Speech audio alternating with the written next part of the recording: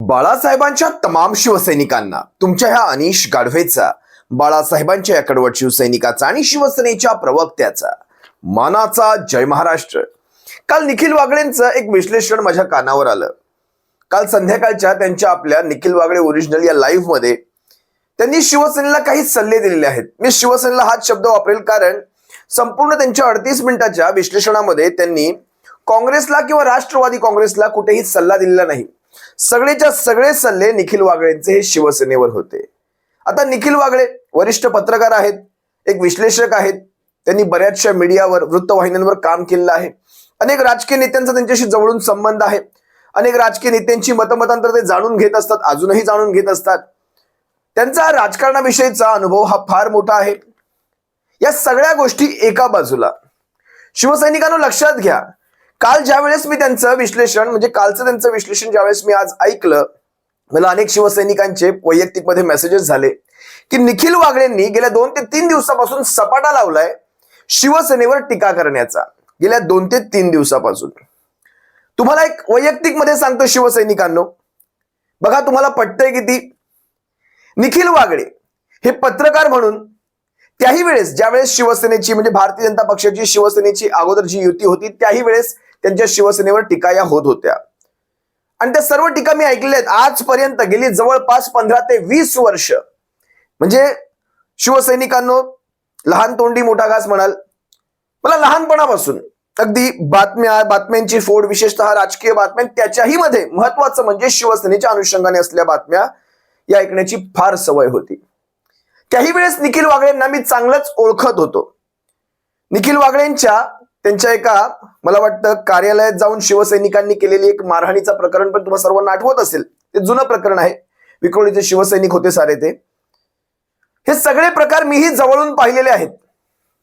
निखिल वागळेंचं मत काय आहे शिवसेनेविषयी हे देखील मला चांगलं माहिती आहे.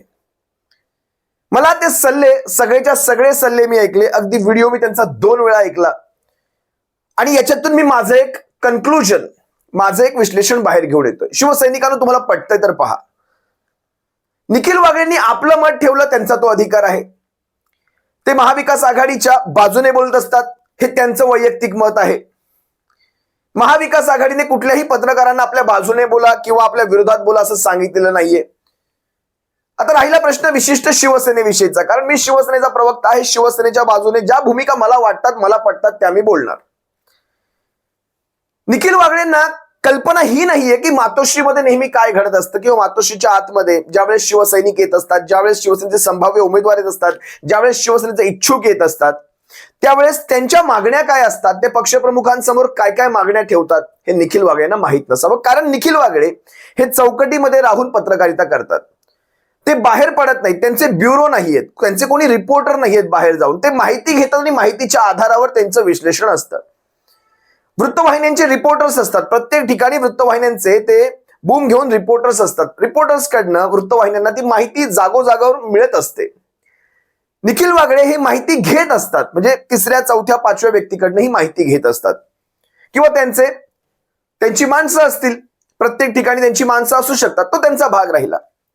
पण ज्या वेळेस आपल्या पक्षाच्या कार्यकर्त्यांकडनं, त्या उमेदवारांकडनं ज्या वेळेस जागांचा रेटा होतो, बरं फक्त जागा मागण्याचा रेटा नाही तर फक्त जागा मागून ते थांबत नाही, तर जागेचं प्रेझेंटेशन करतात की ही जागा आपल्याला का मिळाली पाहिजे. या जागेवर ते मागचा इतिहास, आताच सध्याचं वातावरण, सध्या तिथे काय घडतंय त्या गोष्टी, तिथे आपण जिल्हा परिषदांमध्ये किती आहोत, तिथे आपण ग्रामपंचायती किती आहोत, तिथे आपलं मतदान किती आहे, लोकसभेच्या अनुषंगाने झालेलं मतदान किती आहे, शिवसेनेचं झालेलं मतदान किती असू शकतं, या सगळ्याचं इत्थंभूत प्रेझेंटेशन शिवसेनेचे उमेदवार देतात तिथे.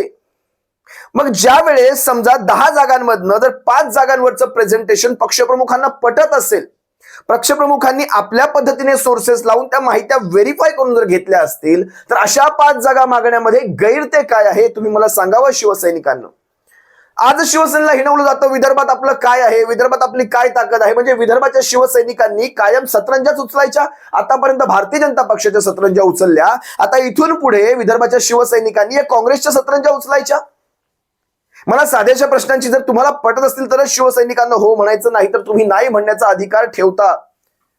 नाही म्हणण्याचा अधिकार माझ्या शिवसैनिकांना आहे. ऐऱ्या गैऱ्या विश्लेषकांनी या सगळ्या गोष्टींवर सांगू नये की आडमुठेपणा. मला त्यांचे शब्द झोंबले, माझ्या काळजाला ते शब्द लागले. काय म्हणतात? उद्धव ठाकरे अहंकारपणा करतायत, अहंकारीपणा. हा अहंकार शब्द निखिलजी, तुमचे आणि उद्धव साहेबांचे शब्द, तुमचे आणि उद्धव साहेबांचे नातं खूप चांगलं आहे, मी ऐकलंय.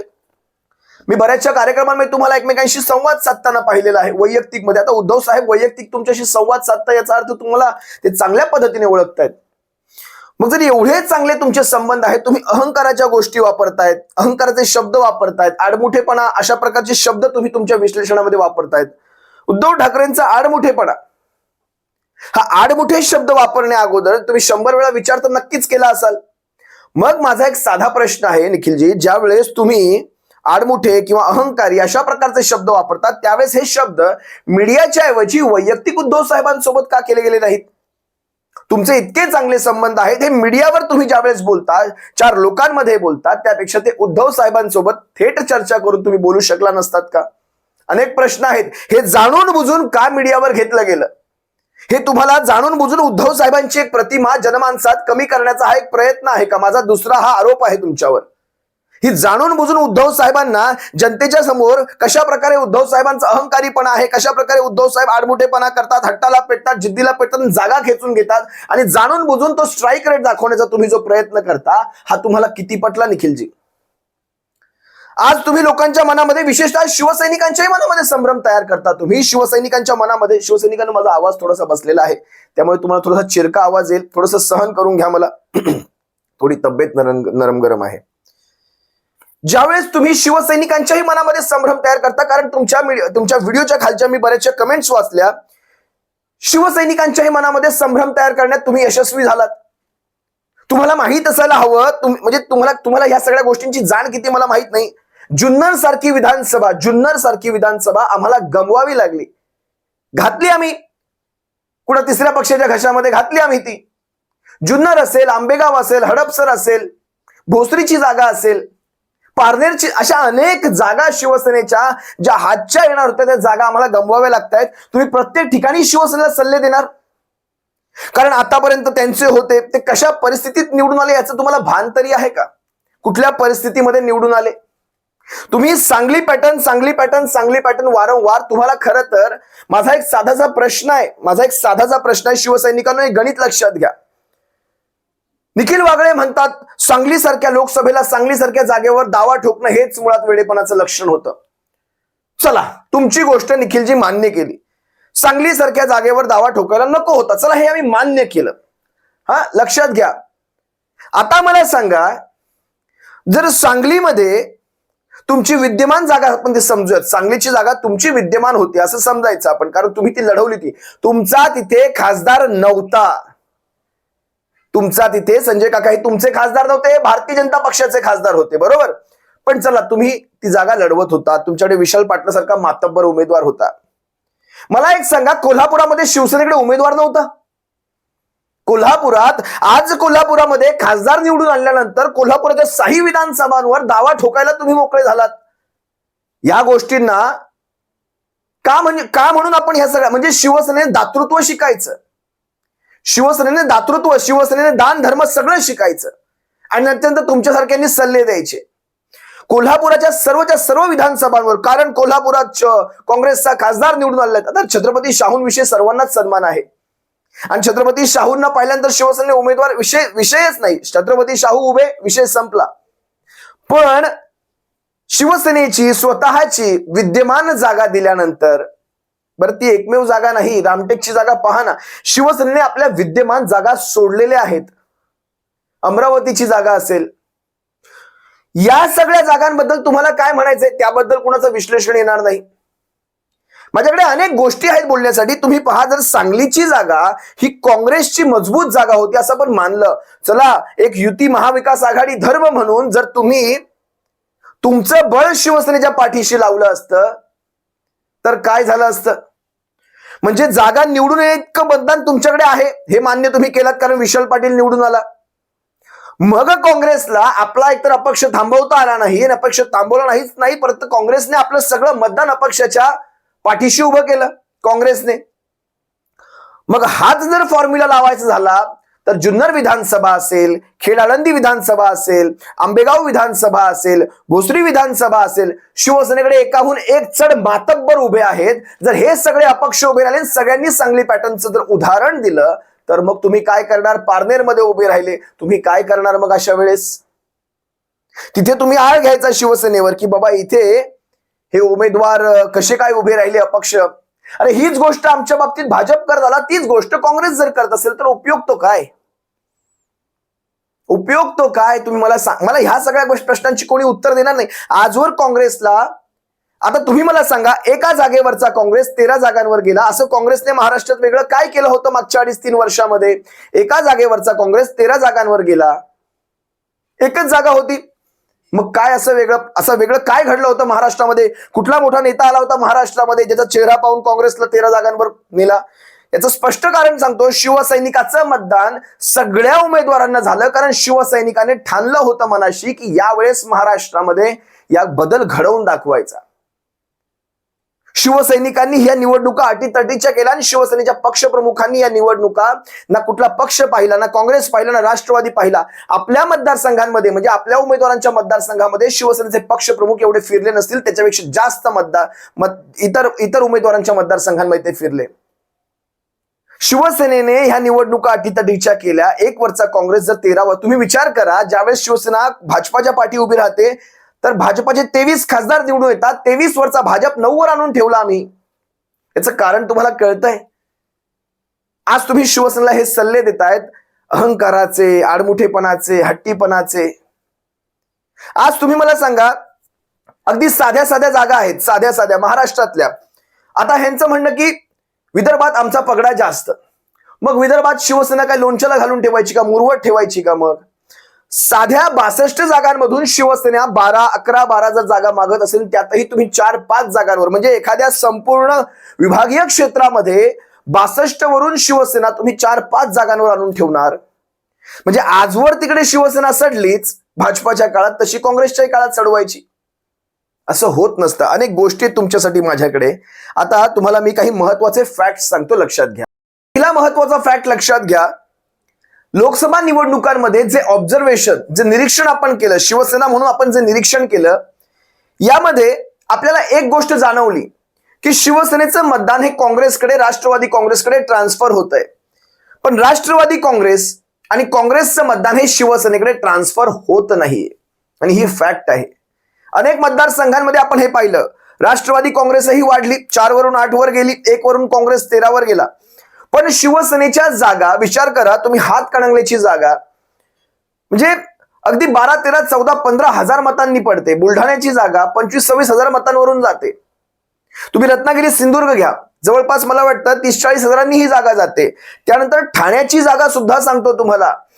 याच्यामध्ये एक फॅक्ट तुम्हाला मी असं सांगेल की जो बॅकलॉग होता, म्हणजे शिवसेनेच्या मतदानाच्या व्यतिरिक्त, मतांच्या व्यतिरिक्त जे भाजपाचं मतदान असायचं शिवसेनेला, म्हणजे भाजप शिवसेना युतीचं जे मतदान असायचं, त्यामध्ये शिवसेनेचं आणि शिवसेनेचं अधिक वाढीव म्हणजे जो जनसंपर्क शिवसेनेचा वाढला, त्यानंतर जे वाढीव मतदान झालं ते सगळं पकडता त्यामध्ये जो भाजपाचा बॅकलॉग होता, म्हणजे भाजपाच्या मतदानाला भरून काढण्यात काँग्रेस, राष्ट्रवादी काँग्रेस अयशस्वी ठरली. आणि ह्याचं तुम्हाला उदाहरण देतो. ठाणे लोकसभेमध्ये घ्या. ठाणे लोकसभेमध्ये शिवसेनेचं मतदान संपूर्णपणे झालं, पण काँग्रेस, राष्ट्रवादी काँग्रेसचं मतदान हे भाजपाच्या तुल्यबळ नव्हतं. जे भाजपाचं मतदान शिवसेनेला होत होतं ते मतदान त्याच्यापेक्षाही कमी किंवा त्याही पेक्षा अगदी न्यूनतम मतदान हे राष्ट्रवादी काँग्रेसचं झालं शिवसेनेला. त्यामुळे शिवसेनेचे उमेदवार अनेक ठिकाणी पडले. अगदी कोकणात जे भाजपाचं मतदान शिवसेनेच्या उमेदवाराला व्हायचं रत्नागिरी, सिंधुदुर्गमध्ये, त्या तुलनेमध्ये संपूर्ण रत्नागिरी, सिंधुदुर्गामध्ये जे काँग्रेस, राष्ट्रवादी काँग्रेस असेल ही 50, 60, 70 हजाराच्या वर नाही. मग कसं ह्यांच्या जीवावर आम्ही आमच्या जागा निवडून आणायच्या? आमच्या जागा ज्या भारतीय जनता पक्षाचा एक बॅकलॉग असायचा आपल्याला, म्हणजे त्यांचा जो बॅकलॉग भरून काढताच आला नाही काँग्रेस, राष्ट्रवादी काँग्रेसला, पण यांचे सगळ्यांचे बॅकलॉग शिवसेनेने भरून काढले. लक्षात घ्या, हे दोनही पक्ष अगोदरही एकत्र होते, त्यात स्वातीला शिवसेना मिळाली यांना, म्हणजे ह्या पक्षांचं मतदान हे 3 झालं. पण शिवसेनेचं मतदान हे एकच राहिलं. लक्षात आलं तुम्हाला? म्हणजे काँग्रेस राष्ट्रवादी काँग्रेस हे अगोदर दोघे मिळून लढत होते, आता हे तिघे मिळून लढायला लागले. काँग्रेस राष्ट्रवादी काँग्रेस शिवसेना. त्यामुळे या दोघांनाही फायदा झाला. बरोबर. शिवसेनेचा वाढीव मतदान यांना मिळालं. पण ज्या वेळेस शिवसेना भारतीय जनता पक्ष अशी जी युती असायची, यामध्ये भारतीय जनता पक्ष कमी झाला. पण सोबतीला भारतीय जनता पक्षाचं ते मतदान, तो बॅकलॉग भरून काढण्यासाठी काँग्रेस आणि राष्ट्रवादी काँग्रेस यांचं मतदान शिवसेनेला झालंच नाही. त्यामुळे शिवसेनेच्या ह्या जागा पडल्या आणि त्यामुळे शिवसेनेचा स्ट्राईक रेट हा कमी राहिला. हे आपण कधी लक्षात घेणार? आणि हे असले राजकीय विश्लेषक हे सांगणार नाहीत. त्यांना हे सांगणं कुठेतरी कमीपणाचं वाटत असेल. हा बॅकलॉग भरून काढणं खरं तर हे राष्ट्रवादी काँग्रेसचं काम होतं. ते कधी करणार? तुम्ही आजही जागा मागता, कारण तुमच्याकडे 13 खासदार निवडून आले, तुमच्याकडे 8 खासदार निवडून आले. पण हे 13 आणि 8 मध्ये ज्यांचं योगदान होतं त्यांचं काय? आज ज्या पडत्या जागा आहेत त्या शिवसेनेच्या माथ्यावर मारायची कामं चालू आहेत. मी तुम्हाला आजही सांगतो, पडत्या जागा शिवसेनेच्या माथ्यावर मारायच्या. आता लक्षात घ्या, आपण वांद्रे पूर्वेच्या जागेबद्दल बोलूयात. वांद्रे पूर्वेमध्ये हे म्हणतात काँग्रेसची जागा होती, आम्ही ती जागा शिवसेनेला देऊ केली. तुम्हाला एक साधं गणित सांगू. वांद्रे पूर्वेमध्ये आपले बाळा सावंत होते. बाळा सावंत वारले. बाळा सावंतानंतर तृप्ती सावंत तिथे उभ्या राहिल्या. तृप्ती सावंत निवडून देखील आल्या. बरोबर. जिथे नारायण राणे पडले होते, तुम्हाला सर्वांना आठवत असेल. तृप्ती सावंत निवडून आल्या. आता तृप्ती सावंतांनंतर ज्यावेळेस 2019ची निवडणूक लागली, त्यावेळेस आपले विश्वनाथ महाडेश्वर उभे राहिले. तृप्ती सावंतांना ती जागा न दिल्यामुळे तृप्ती सावंत अपक्ष उभ्या राहिल्या. विश्वनाथ महाडेश्वर, तृप्ती सावंत यांच्यामध्ये मतांचं विभाजन झालं आणि जिशान सिद्दकी वांद्रे पूर्वमध्ये काँग्रेसचा निवडून आला. ह्याच्यामध्ये काही वेगळं लॉजिक नाहीये. आज काही तशी परिस्थिती नाही वांद्रे पूर्वमध्ये. ती जागा पूर्वापार शिवसेनेचीच आहे. आज जर शिवसेना तिथे उभी राहिली, यांच्यात जर मताचं विभाजन झालं नसतं, आणि तो एक सॉफ्ट फॅक्टर असतो, तो एक भावनिक नातं असतं. स्थानिक आमदाराचं निधन झाल्यानंतर त्यांच्या पत्नीला तेवढं मतदान झालं असेल, पण ते जर झालं नसतं तर शिवसेनेचा तिथे आमदार विश्वनाथ महाडेश्वर, आता आपले विश्वनाथ महाडेश्वर साहेब सर देखील नाही आहेत, ते देखील वारलेले आहेत. पण ती जागा पूर्वापार शिवसेनेची, पण ती जागा आम्ही तुम्हाला कशी देऊ केली हे असं रंगवून सांगायचं. मग त्याच्याच बदल्यात चांदिवलीचं कुठे नाव देखील नाही. मुंबईमध्ये चांदिवली विधानसभा, इथे मामा लांडे मागच्या वेळेसचे शिवसेनेचे आमदार होते. नसीम खानला तिथे हरवलं होतं. आज चांदिवली विधानसभेची जागा जर काँग्रेसला दिली जाते, त्याचं कुठेही गाजावाजा नाही. पण वांद्रे पूर्व कशी काँग्रेसने दिली, वांद्रे पूर्व कशी काँग्रेसने दिली, याच्यावर मात्र चांगलाच फोकस केला जातो. शिवसैनिकांनो, हे नॅरेटिव्ह आहे. यालाच आम्ही म्हणतो फेक नॅरेटिव्ह. आणि हे फेक नॅरेटिव्ह सेट करण्यामध्ये हे असे निखिल वागळे सरांसारखे पत्रकार देखील, त्यात आपला खारीचा नाही. खारीचा कसला हा वाटा? काल एवढा मोठा व्हिडिओ करून तुम्हाला नेमकं काय साधायचं होतं मला माहित नाही. पण तुम्ही विचार करा, मी काल परवा दिवशी त्यांचा एक व्हिडिओ पाहिला, त्यात त्यांची 2 वाक्य मी अगदी माझी नजर बारीक असते. ते बाज की नजर काय, बाजीराव की तलवार पर कभी संदेह नहीं किया करते. नजर आमची बारीक असते. कोण काय म्हणतं, कोण काय नाही म्हणत, सगळं आम्ही बारीक पाहत असतो. आणि वेळ आल्यास आम्ही समाचार देखील घेतो. काय म्हणतात, मनसेच्या अमित ठाकरेंना उद्धव ठाकरेंनी साहेब तापल्यासाठी ना, उद्धव ठाकरेंनी पाठिंबा देण्याची ती काय म्हणतात, ती संधी गमावली. म्हणजे अमित ठाकरेंना पाठिंबा देणं हे तुम्हाला का गरजेचं वाटलं? तुम्ही त्याच्या मागचं विश्लेषण सांगायचं होतं. का पाठिंबा द्यायला पाहिजे होता? ज्या पक्षाने आजवर शिवसेनेला प्रत्येक ठिकाणी नामोहरण करण्याची एकही संधी सोडली नाही, आणि जे आदित्य ठाकरेंच्या बाबतीत, युवासेना प्रमुखांच्या बाबतीत जे झालं वरळीमध्ये, त्याच्या मागे एक राजकीय कारण वेगळं होतं. आज तुम्ही आदित्य साहेबांच्या विरोधात संदीप देशपांडे उभा करायचा आणि इथे तुम्ही पाठिंब्याची अपेक्षा ठेवायची. त्यात तुमच्यासारख्या वरिष्ठ पत्रकारांनी अशा प्रकारचं एक वातावरण, म्हणजे ती संधी गमावली. आणखी काय काय म्हणत होते, दादर हा मनसेचा बालेकिल्ला आहे. या अशा अनेक, मनसेचा बालेकिल्ला हे तुम्ही ठरवायचं. दादर माहीमध्ये सुरेश गंभीरे जवळपास 3 टर्मचे आमदार राहिलेले आहेत. सदा सरवणकर देखील शिवसेनेच्या तिकिटावर निवडून गेलेले आमदार आहेत. असो अनेक गोष्टी आहेत. त्या आकडेवाऱ्यांमध्ये मला जायचं नाही. आकडेवाऱ्यांमध्ये गेलो तर आपण खूप दूरपर्यंत बोलू. तुमच्याकडे जुने संदर्भ खूप असतील हो. आमच्या जन्माच्या अगोदरचे संदर्भ तुमच्याकडे खूप असतील. तुमच्याकडे ते नॉलेज खूप असेल, तुमच्याकडे त्या ज्ञानामध्ये म्हणजे त्या ज्ञानाच्या तुलनेत आम्ही फार कमी असू. तुम्ही जनसंघाचा काळ काढाल, तुम्ही तो लाल बावट्याचा काळ काढाल आणि त्याच्यातले एक एक वर्ष आम्हाला विचारलं तर तेवढी आम्हाला सांगता येणार नाही, कारण आमच्या जन्माच्या अगोदरची ती वर्ष आणि सगळ्याच गोष्टी काही लिहून ठेवल्या गेलेल्या नाहीयेत. पण आताचा जो राजकीय अनुभव आम्हाला सांगतो, तो राजकीय अनुभव आम्हाला एवढाच सांगतो की ज्याची जळते ना त्यालाच त्याची कळते. आणि सध्याचं वातावरण पाहता शिवसेनेचे पक्षप्रमुख जे करतायत त्यांच्या पक्षासाठी जे योग्य आहे, महाविकास आघाडीसाठी जे योग्य आहे ते सगळंच करण्याचा ठेका हा शिवसेनेने उचललेला नाही. त्यांच्या पक्षासाठी जे योग्य आहे त्याचबरोबर महाविकास आघाडीसाठी जे योग्य आहे, या दोन्हीचा एक सुवर्ण मध्य साधून, एक दुग्ध शर्करा योग साधून, ताळमेळ साधून जे जे काही शक्य असेल ते करण्याचं आम्ही पूर्णपणे प्रयत्न करत आहोत. बाकी तुमच्यासारख्या वरिष्ठ पत्रकारांचे सल्ले सराखोपर त्याचाही विचार करू. कुठेही तुमचा कुणाचा अपमान करण्याचा इथे हेतू नाही, पण शिवसेनेची भूमिका आणि शिवसेनेच्या पक्षप्रमुख सध्या ज्या रोल मधून जात आहेत तो रोल देखील तुम्ही त्याच नजरेतून पाहावा, ही एक माफक अपेक्षा. तुम्हा सर्वांची रजा घेतो. सप्रेम जय महाराष्ट्र बाळासाहेबांच्या शिवसैनिकांनो. काळजी घ्या. जय महाराष्ट्र.